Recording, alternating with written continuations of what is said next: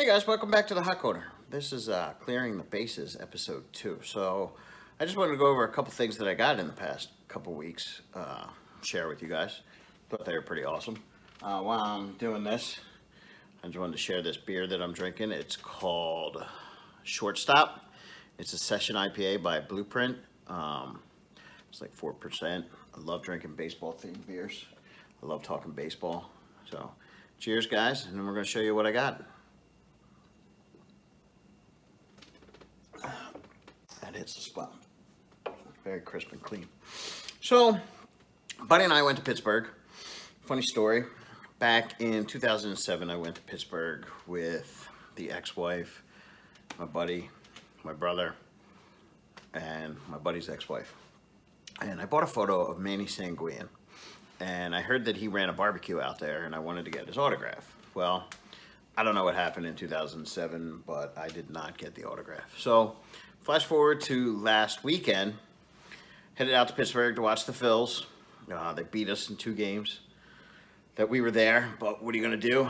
Started a Phillies 8-game winning streak, and we left Pittsburgh 4.5 games out of first, and right now we're sitting at 2 games ahead of first place. So, sparked something there. So I went to the game and went right to the barbecue, and Manny wasn't there. And I was like, man, I got to get this photo signed. I've had it since 2007. What am I going to do? If I don't get this signed, I'm screwed, you know. Been to Pittsburgh twice. Got to come home with it. So went in 2 hours before the game. No Manny. Kept pacing around. No Manny. Game started. No Manny. I'm like, damn, is this dude going to be here? I even tweeted out to the Pirates, and they said, you'll find him at the barbecue. So I had a glimmer of hope that I was going to meet Manny. First inning went by, didn't see Manny. But I did notice a black chair appeared in the barbecue. So I asked one of the concession guys, and I said, is Manny coming? And he said, Manny will be here. So Manny definitely came. So I was able to get my 8x10 signed by Mr. Manny Sanguian. 2-time World Series champ for the Pittsburgh Pirates. Spent his whole career in Pittsburgh. I believe he's a 3-time All-Star as well. Also added Manny on my 1972 Topps card that I brought along for the trip. So, 2 for 2 on Manny. Very happy to add those to the collection. Came home from Pittsburgh, flash forward, went to another episode of the Bulls Sessions. It's a local radio show hosted by Greg Luzinski and Phillies PA announcer Dan Baker. And the guest that day was 1980 World Series champ Gary Maddox. So I was able to add Gary to this 1986 Tasty Cake postcard that I had picked up. Gary was a great defensive player. I may have said it before, but I'll say it again. Known as the Secretary of Defense. 2/3 of the world is covered in water, and I believe the other third is covered by Gary Maddox. He was an 8-time Gold Glover. I was also able to add him on this, I believe that's a Fleer Ultra all veteran stadium team card that the Phillies gave away before Citizens Bank opened. And then Topps commemorated Gary by being on the Philadelphia Phillies Wall of Fame by putting out a Topps Wall of Fame set. So I was able to add Gary to that.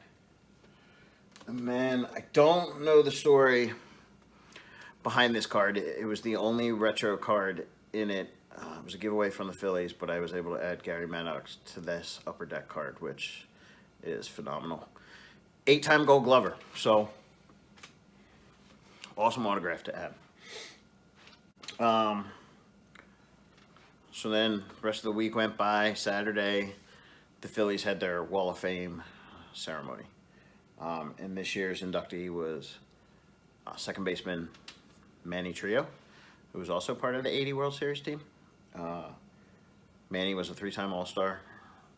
I think 2 of the years were with the Phillies. He was a two-time Gold Glover. Also won the Silver Slugger twice.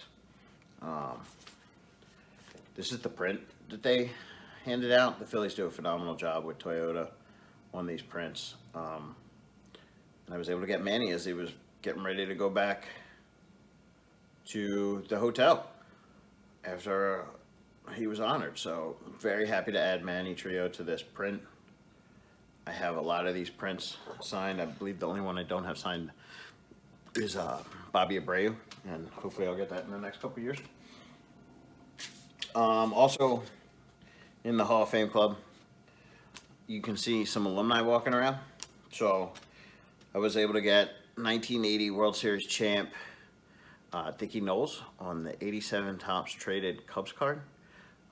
If you don't know, Dickie Knowles was famous for throwing at George Brett's head in the 1980 World Series. It sort of flipped the series around and put it more in the Phillies' favor.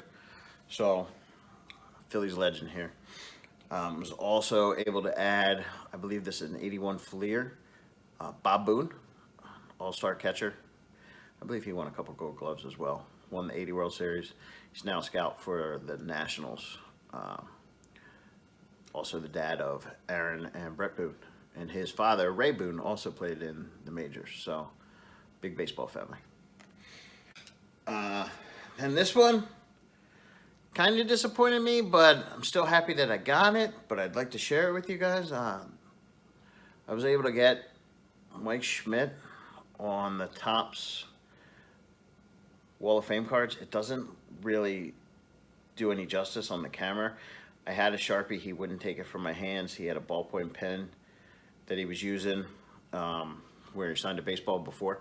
Schmidt doesn't really sign for free, so I was happy to add that. Plus, it's my namesake, so can't beat that. All right, and then finally today, I went to another episode of The Bull Show, and today's guest was second baseman Mickey Morandini, who was a 93 NL champ. He recorded the first unassisted triple play in Phillies history, and I got him to sign my postcard for when he was a coach for the Phillies. This was, I believe it was on Sandberg and McCannon's team. You know, because when Gabe Kapler came, they got rid of him because they wanted all analytics, and in my mind, a waste of a great fundamental baseball player.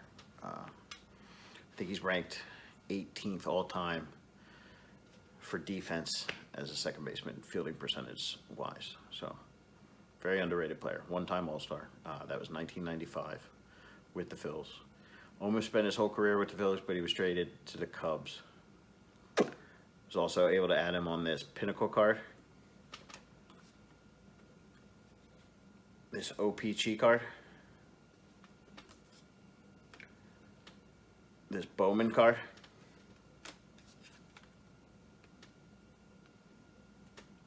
A Don Russ card.